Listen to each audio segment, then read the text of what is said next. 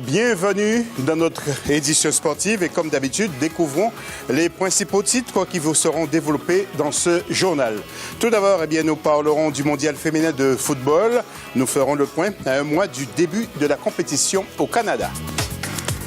La nomination de Lise Fernandez à la tête de la sélection de la Guinée fait toujours débat. Nous aurons Joseph-Antoine Bell en ligne avec nous.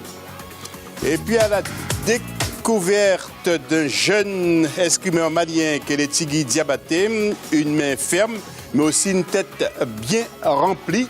Nous allons le découvrir au cours de ce journal. Tout d'abord, donc, le mondial féminin de football du 6 juin au 5 juillet 2015 au Canada. Quelles sont les chances de nos équipes, justement, qui représentent le continent? Elles sont donc 3 nations, la Côte d'Ivoire, le Cameroun et aussi le Nigeria. Quelques pronostics alimentent déjà les débats sur leur performance. Voyons tout d'abord ce reportage d'Idlette Bissou. L'Afrique au rendez-vous mondial du ballon rond au Canada. La Côte d'Ivoire, le Cameroun et le Nigeria sont les qualifiés des éliminatoires de la Coupe du monde de football féminin qui se tiendra du 6 juin au 5 juillet 2015. Au départ 26, lors de cette compétition, les 3 équipes qualifiées se classent au rang des meilleures équipes féminines du continent. Ces dernières vont devoir affronter en juin les grandes nations comme l'Allemagne, le Japon ou encore les États-Unis. Il faut déjà dire que la Coupe du monde féminine au Canada en juin prochain va être compliquée pour les équipes africaines parce qu'elles tombent dans des groupes assez relevés. Dans le groupe B, la Côte d'Ivoire va se frotter à l'Allemagne, championne du monde, à la Norvège ainsi qu'à la Thaïlande. Dans le groupe C, c'est le Cameroun qui va affronter le Japon, la Suisse et l'Équateur. Le Nigeria dans le groupe D fera face aux États-Unis, à l'Australie et à la Suède. Le Nigeria est peut-être l'équipe africaine la mieux placée pour pouvoir accéder au prochain tour, à la prochaine étape lors de cette Coupe du Monde-là. C'est une des valeurs sûres du football féminin en Afrique. Le Nigeria se présente comme l'équipe africaine qui a le plus d'expérience avec cette participation au mondial. Le Cameroun et la Côte d'Ivoire sont seulement à une participation. Même si sur le continent, ces 3 équipes s'illustrent avec un palmarès remarquable, elles vont devoir se surpasser pour franchir la phase des poules mondiales du football féminin au Canada. Voyons maintenant, ou plutôt rappelons les groupes où figurent nos équipes avec le planning des rencontres. Tout d'abord, pour le groupe B, il y a la Côte d'Ivoire.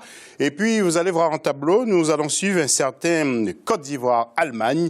Ce sera donc le 7 juin. Et puis, le groupe C maintenant, avec le Cameroun qui rencontrera le Japon le 12 juin. Et puis le Nigeria, les Nigériens que nous allons suivre qui seront face aux Australiennes plutôt, le 12 juin précisément.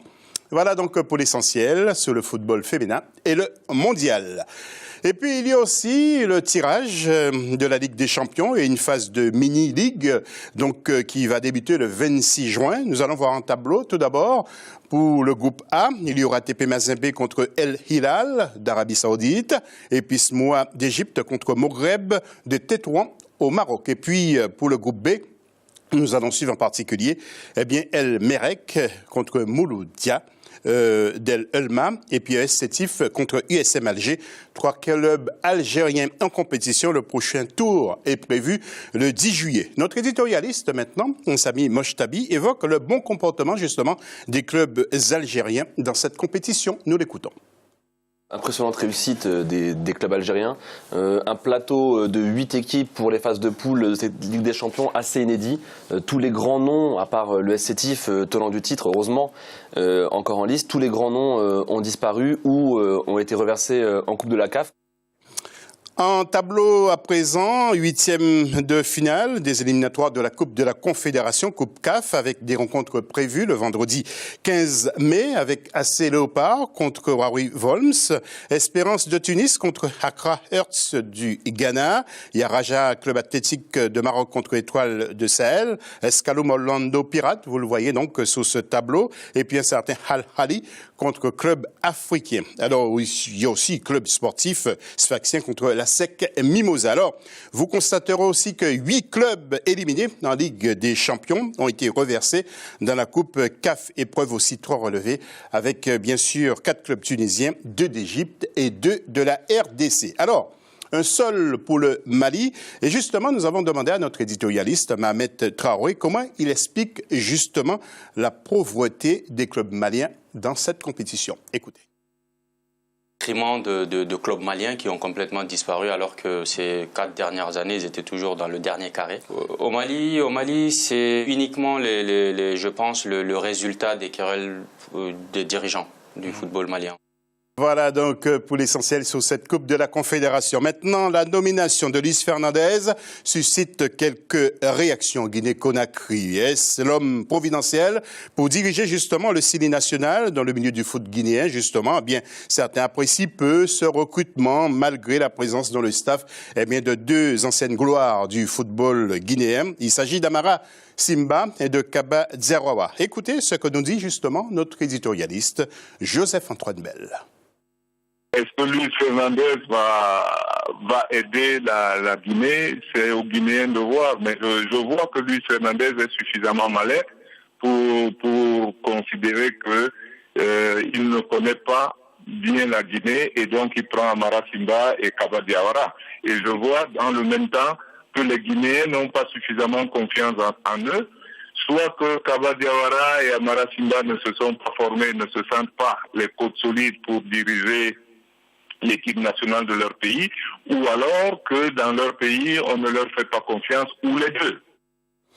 Et puis, nous aimerions bien entendre aussi les Bangoura ou les Feydouno, donc, dans ce dossier concernant donc la nouvelle direction pour diriger, bien entendu, la Guinée-Conakry. Et nous apprenons, toujours en football, grâce à notre correspondant permanent en Côte d'Ivoire, Olivier Conan, qu'à propos justement des primes impayées aux joueurs des éléphants, le régisseur des compétitions internationales a été limogé et que l'enquête suit son cours, bien entendu. Et puis, du ballon, nous passons maintenant, dans quelques secondes, nous allons passer à l'épée. Et oui, l'épée avec de l'escrime pour clore ce journal. Il est malien, il s'appelle Keletigui Diabaté, épéiste. Il a participé au dernier championnat d'Afrique en Algérie lors d'une récente compétition en France, comptant justement pour le circuit mondial. Il a battu un Grec, un Hongrois, mais aussi un Américain. Et sa route a été barrée par le Français Gauthier Grumier, qui l'a battu 15 touches à 7 dans le tableau 64. Plein feu sur Keletigui Diabaté. Regardez et écoutez-le. Dans mon club à Bondy, on a commencé avec du fleuret, une arme de base que la majorité des escrimeurs font en premier. Et ensuite, on m'a proposé le sabre, mais le sabre, c'est une arme, c'est intéressant, ça fait un peu Zorro. Mais ce que je voulais, c'était plutôt toucher et rester dans ce que j'avais déjà appris avec le fleuret. Et donc du coup, j'ai préféré l'épée qui est plus libre au niveau des règles, mais qui c'est plus intéressant, quoi. L'escrime, j'ai commencé depuis que je suis petit à l'école. J'en fais depuis maintenant 13 ans, à différents niveaux. J'ai fait des championnats de France. Dernièrement, j'ai fait les championnats d'Afrique à Alger, du 1er au 5 mars. Voilà, Keletigui Diabaté à suivre. C'est l'heure pour moi de déposer les armes. Fin donc de ce journal. Merci de l'avoir suivi. Dans quelques instants, une nouvelle édition des infos sur votre chaîne Africa 24.